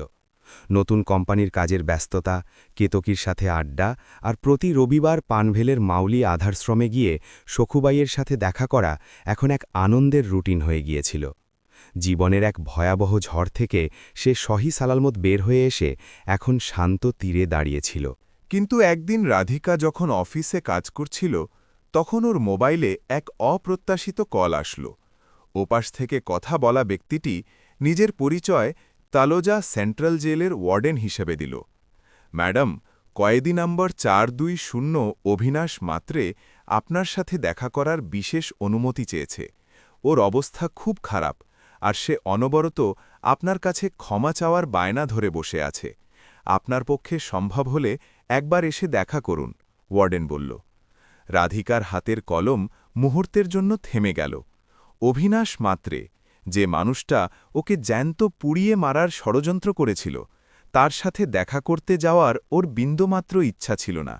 কিন্তু পরের মুহূর্তেই সে ভাবল যে অতীত ওকে এত যন্ত্রণা দিয়েছিল, সেই অতীতকে চিরতরে কবর দেওয়ার জন্য একবার তার মুখোমুখি হওয়া প্রয়োজন। সে ওয়ার্ডেনকে সম্মতি জানাল। পরের দিন সকালে রাধিকা তলোজা জেলের সেই বিশাল লোহার আর অন্ধকার গেটের বাইরে দাঁড়িয়েছিল। পুলিশের তল্লাশির পর ওকে ভিজিটার্স রুমে নিয়ে যাওয়া হলো। মাঝখানে একটা পুরু কাঁচ ছিল, আর ওপাশে একটা লোহার চেয়ার ছিল। ভেতরের পরিবেশে এক ধরনের ভ্যাপসা আর হতাশাজনক গন্ধ ছিল। কিছুক্ষণ পর একজন কনস্টেবল অবিনাশকে সেখানে নিয়ে আসলো। রাধিকা কাঁচের ওপাশে তাকালো এবং মুহূর্তের জন্য নিজের চোখকে বিশ্বাস করতে পারল না। শ্রী সমর্থ লজিস্টিক্সের সেই দাপুটে দামি ব্র্যান্ডেড স্যুট পরা আর চোখে সোনার ফ্রেমের চশমা থাকা অবিনাশ মাত্রে সেখানে ছিল না। তার জায়গায় অত্যন্ত জীর্ণ, অসুস্থ, দাড়ি বাড়ানো আর ময়লা কয়েদি পোশাক পরা এক হতাশ মানুষ দাঁড়িয়েছিল। ওর চোখের নিচে কালি পড়ে গিয়েছিল আর মুখের উজ্জ্বলতা চিরতরে হারিয়ে গিয়েছিল। অবিনাশ কাঁপানো হাতে কাঁচের ইন্টারকমটা তুলে নিল। রাধিকাও এপাশ থেকে ফোন কানে নিল। রাধিকা। অবিনাশের গলা ভাঙা আর অত্যন্ত ক্ষীণ ছিল। ফোন ধরার সময় ওর হাত কাঁপছিল। রাধিকাকে দেখা মাত্রই ওর চোখ দিয়ে গল গল করে জল পড়তে লাগল। রাধিকা, আমাকে ক্ষমা করো রাধিকা, আমাকে ক্ষমা করো। আমি টাকার মোহে এতটাই অন্ধ হয়ে গিয়েছিলাম যে আমি একটা নিষ্পাপ মেয়ের প্রাণ নিতে উদ্যত হয়েছিলাম। আজ আমি এই 4 দেওয়ালের মাঝে পচে মরছি। আমার সেই অগাধ টাকা, আমার সেই রাজনৈতিক বন্ধু, আমার সেই মিথ্যে দাপট, কেউই আজ আমার সাহায্যে আসলো না। সবাই আমাকে ছেড়ে চলে গেছে। আমার রাতে ঘুম আসে না। চোখ বন্ধ করলেই আমি সেই আগুনের লেলিহান শিখা দেখতে পাই আর আমার নিজেরই দম বন্ধ হয়ে আসে। আমি নরক যন্ত্রণা ভোগ করছি। রাধিকা, প্লিজ আমাকে মন থেকে ক্ষমা করে দাও। তোমার ক্ষমা ছাড়া আমার মৃত্যুও শান্তিতে আসবে না। অবিনাশ ছোট ছেলের মতো ডুকরে ডুকরে কাঁদছিল। ওর গলার সেই অনুশোচনা আর অসহায়তা একদম সত্যি ছিল। রাধিকা অত্যন্ত শান্তভাবে ওর দিকে তাকিয়েছিল। ওর মনে এখন তার প্রতি কোনো রাগ বা ঘৃণা ছিল না, ছিল শুধু এক ধরনের করুণা। সে দীর্ঘশ্বাস নিল এবং অত্যন্ত সংযত কিন্তু দৃঢ় গলায় বলল, অবিনাশ স্যার, আপনি আমার ঘর জ্বালিয়েছেন, কিন্তু সেই আগুন থেকে আমার আত্মবল পুড়ে খাঁটি হয়ে বাইরে বেরিয়ে এসছে। আপনি টাকার জন্য মনুষ্যত্ব ভুলে গিয়েছিলেন। আপনার মনে হয়েছিল টাকার জোরে আপনি যে কারো প্রাণ নিতে পারেন আর আইনকে কিনে নিতে পারেন। কিন্তু আপনি ভুলে গিয়েছিলেন যে ওপরে বসা পরমেশ্বরের আদালতে ওকালতি চলে না, সেখানে শুধু কর্মের হিসাব চলে। আর কর্মের ফল মানুষকে এই জন্মেই এই চোখেই ভোগ করতে হয়। সে মুহূর্তের জন্য থামল এবং এগিয়ে বলল, আমার মনে এখন আপনার প্রতি কোনো ক্ষোভ অবশিষ্ট নেই। আমি আপনাকে অনেক আগেই ক্ষমা করে দিয়েছি, কারণ আমি আমার সময় আপনার প্রতি রাগ মনে পুষে রাখায় নয়, বরং যারা আমাকে জীবন দান দিয়েছে তাদের ভালোবাসায় কাটানোর সিদ্ধান্ত নিয়েছি। আপনি আপনার শাস্তি পেয়েছেন। এখন আপনার বাকি বছরগুলো নিজের পাপের প্রায়শ্চিত্ত করে কাটান। এতটুকু বলে রাধিকা ফোন রেখে দিল। অবিনাশ কাঁচের ওপাশে হাত জোড় করে কাঁদছিল। রাধিকা পেছনে ফিরে তাকাল না। জেলের সেই ভারী লোহার দরজা দিয়ে বাইরে বের হওয়ার সময় রাধিকা অনুভব করল আজ ওর মনের ওপর থেকে এক বিশাল বোঝা চিরতরে নেমে গেছে। কর্মের চাকা কিভাবে ঘোরে তার চাক্ষুষ প্রমাণ আজ সে নিজের চোখে দেখল। সেখান থেকে বের হয়ে সে সরাসরি পানভেলের মাউলি আধারশ্রমের দিকে রওনা দিল। আজ রবিবার ছিল আর সখুভাইয়ের সাথে দেখা করার টান ওকে দিচ্ছিল। মনোরম আধারশ্রমের গেট দিয়ে ভেতরে ঢুকতেই রাধিকার মুখে এক প্রসন্ন হাসি ফুটে উঠল। সে বরাবরের মতো সখুভাইয়ের পছন্দের খাবার আর ফল সাথে নিয়েছিল। সে সখুভাইয়ের ঘরের দিকে হেঁটে গেল। ঘরের দরজার কাছে পৌঁছতেই রাধিকার পা হঠাৎ থেমে গেল। ঘর থেকে কারো কান্নার আর ছোট বাচ্চাদের হাসির আওয়াজ আসছিল। রাধিকা আলতো করে দরজার আড়াল থেকে ভেতরে তাকালো এবং সে অবাক হয়ে গেল। সখুবাই ওনার বিছানায় বসেছিলেন। উনি রাধিকার দেওয়া সেই সুন্দর ইড়কল শাড়ি পরেছিলেন, কিন্তু আজ ওনার মুখে এক অদ্ভুত স্বর্গীয় আনন্দ উপচে পড়ছিল। ওনার পায়ের কাছে এক মধ্যবয়সী মহিলা নিচে বসে সখুবাইয়ের কোলে মাথা রেখে হাউ হাউ করে কাঁদছিল, আর দুটো ছোট বাচ্চা সখুবাইয়ের আশেপাশে খেলছিল, ওনাকে জড়িয়ে ধরছিল। রাধিকার বুঝতে সময় লাগল না, ওটা সখুবাইয়ের হারিয়ে যাওয়া নিজের মেয়ে আর নাতিনাতনি ছিল। কিন্তু এটা কিভাবে সম্ভব হলো? ইন্সপেক্টর সাওয়ন্ত রাধিকাকে সাহায্য করার সময় সখুবাইয়ের অফিসিয়াল জবানবন্দি রেকর্ড করেছিলেন। তখন উনি সখুবাইয়ের আত্মীয়দের খোঁজ করেছিলেন। সখুবাইয়ের পুরনো বস্তির লোকেদের কাছ থেকে ওনার মেয়ের ঠিকানা পুলিশ পেয়েছিল। যখন মেয়ের কাছে পুলিশের ফোন গেল আর সে জানতে পারল যে এক অপরিচিত মেয়ে ওর মাকে রাস্তা থেকে তুলে এক সম্মানের জায়গায় রেখেছে, তখন সে নিজের কাজের জন্য অত্যন্ত লজ্জিত হল। নিজের মাকে বৃদ্ধ বয়সে রাস্তায় ভিক্ষা করতে ছেড়ে দেওয়ার পাপ ওকে কুড়ে কুড়ে খেতে লাগল। অনুশোচনার আগুনে পুড়ে সে আজ নিজের মাকে খুঁজতে সেখানে এসেছিল। মা, মা, আমাকে ক্ষমা করো গো, আমি ভুল করেছি। আমার স্বামী আর শাশুড়ির চাপে পড়ে আমি তোমাকে ঘর থেকে বের করে দিয়েছিলাম, কিন্তু আজ আমি বুঝতে পেরেছি যে মা ছাড়া মেয়ের জীবন কতটা মূল্যহীন। আমাকে ক্ষমা করো মা, এখন আমি তোমাকে এখানে রাখব না, আমি তোমাকে আমার বাড়িতে নিয়ে যাব, আমি তোমার সারা জীবন সেবা করব। ওই মহিলা সাখুবাইয়ের পা জড়িয়ে ধরে কাঁদছিল। সাখুবাইয়ের চোখ দিয়ে অশ্রুর ধারা বইছিল। এক মায়ের হৃদয় কখনো কঠোর হতে পারে না। উনি নিজের মেয়েকে তুলে শক্ত করে জড়িয়ে ধরলেন আর ওর মাথায় হাত বুলিয়ে বললেন, পাগলি কোথাকার, কোনো মা কি কখনো মেয়ের ওপর রাগ করে থাকে? তুই এসেছিস, এটাই অনেক বড় ভাগ্য।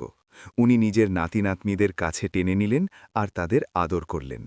রাধিকা এই সব কিছু দরজায় দাঁড়িয়ে দেখছিল। ওর চোখ দিয়ে আনন্দের অশ্রু বইছিল।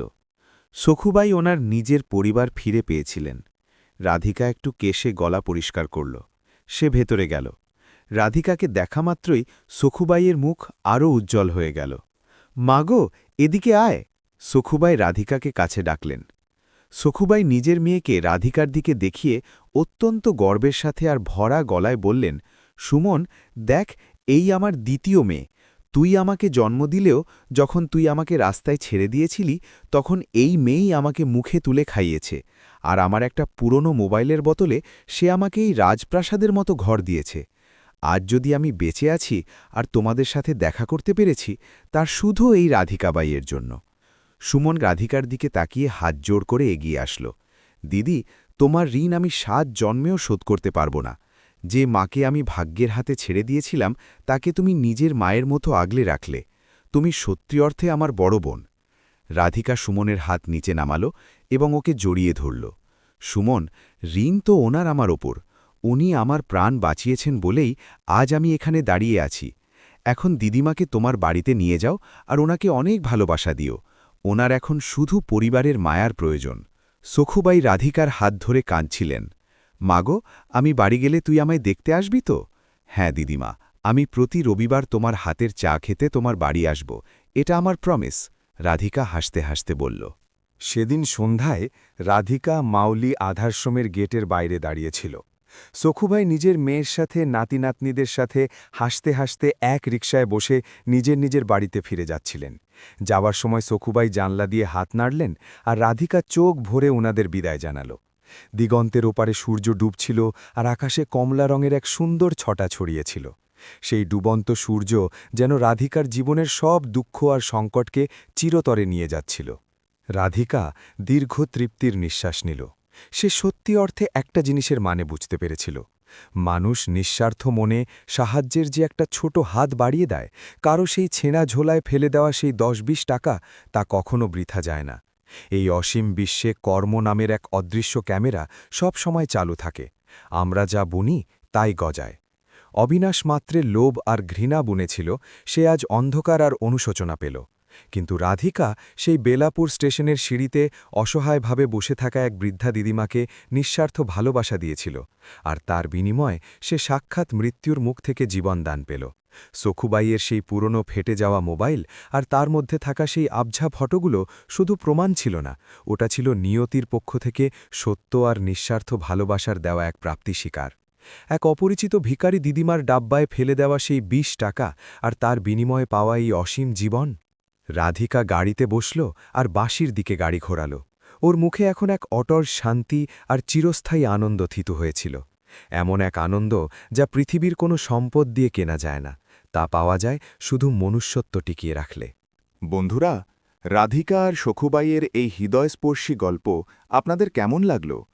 মানুষের করা একটা নিঃস্বার্থ ত্যাগ কখনো বৃথা যায় না, আর কর্মের ফল সবাইকে এখানেই ভোগ করতে হয়, এটাই এই গল্প থেকে শিখতে পারা যায়। যদি এই গল্প আপনাদেরও মন ছুঁয়ে থাকে, তবে এই ভিডিওটি আপনার বন্ধুবান্ধব আর হোয়াটসঅ্যাপ গ্রুপে অবশ্যই শেয়ার করুন। আপনাদের প্রতিক্রিয়া আর পরামর্শ নিচে কমেন্ট বক্সে অবশ্যই জানাবেন। এমন আরও নতুন নতুন রোমাঞ্চকর আর আবেগঘন গল্প শোনার জন্যে আমাদের চ্যানেলকে সাবস্ক্রাইব করে বেল আইকনটি টিপতে ভুলবেন না। আবার দেখা হবে এমনই এক নতুন গল্পের সাথে। ততক্ষণ নিজের যত্ন নিন আর মনুষ্যত্ব টিকিয়ে রাখুন। ধন্যবাদ।